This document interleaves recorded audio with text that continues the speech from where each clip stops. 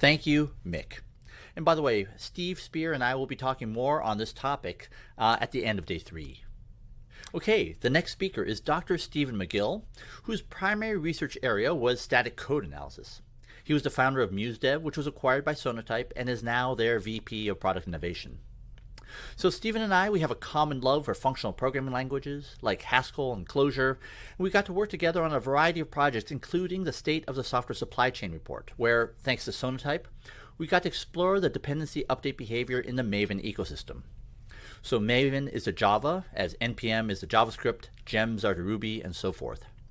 It was so fun because we got to explore how people use dependencies, how they migrated from one version to another, and what open source projects did when critical vulnerabilities were published against them, and see how quickly they fixed it, and then see how those updates propagated through the dependency chain. It was such a fascinating project, and I learned so much about the software ecosystem that we depend on every day. So Dr. Magill will be talking about the software supply chain with a very specific focus on log4j, something that I suspect was unfortunately very relevant to all of us late last year. Here's Stephen. Thank you, Gene. It was super exciting work. And it was exciting because we had access to some really incredible data, right? All this data about Maven Central and the usage of components in the Java ecosystem. We were able to ask some really interesting questions about how open source projects manage their supply chains. And then it led to some, interesting advice and best practices around, what you can do to be more secure in your use of open source. And so, that was all really exciting and, involved a lot of cool experiments and analysis. And then at the end of 2021, we had this amazing natural experiment of log4 shell. So this was a 0-day vulnerability in the Java ecosystem. It affected the log4j component, which is a super widely used logging library.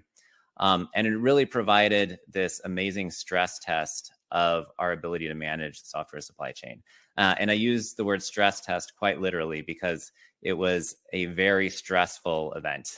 It landed on a Friday before a weekend, very close to the holidays. Affected many components across almost every organization and led to this huge scramble to deal with this and get it patched and get the patches out there quickly.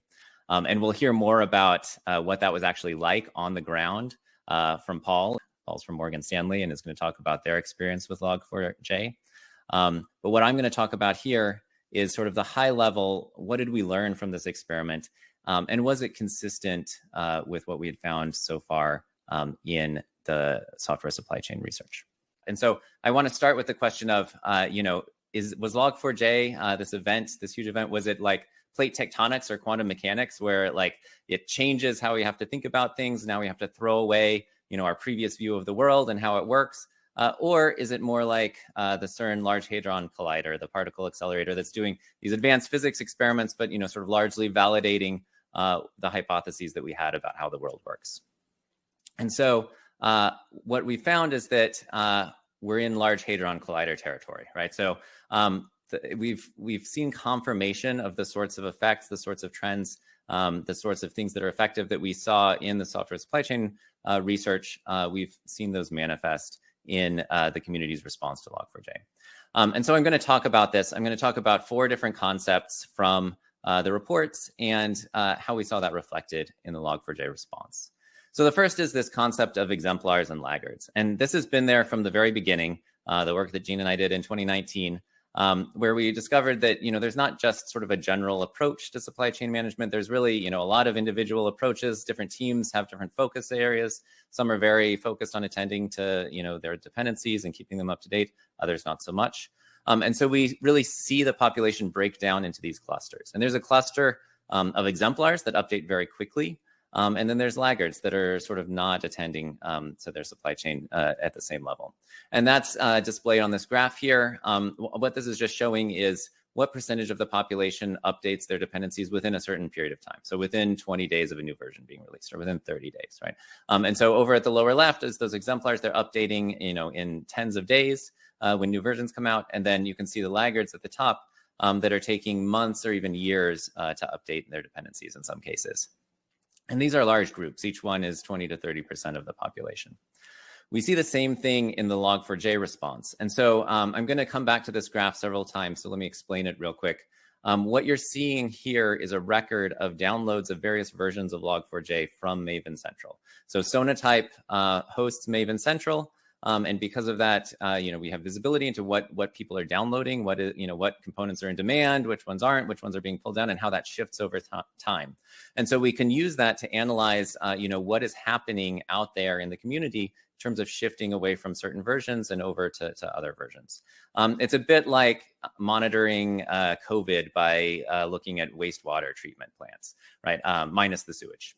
I like Maven Central. It's great. So what we can see here is very, very quickly, there's a contingent of projects that upgraded. So the red versions here are the vulnerable versions. And so you can see within 1 to 2 days, so the very first column here is the first day after the disclosure of the vulnerability, 40 to 50% of projects had moved on, right? They had updated and adopted secure versions of log4j. But then it sort of plateaued, right? So then there was this much longer time frame where the laggards are sort of slowly updating, and then you sort of see slow progress and then another plateau. So it's sort of a very real world manifestation of what we had seen about having exemplars and sort of laggard cohorts. Concept 2 is all about staying secure by staying up to date. And so the idea here is that, you can sort of just pay attention to big events like log4j, right? And update then when you hear, that you have to, because there's this, sort of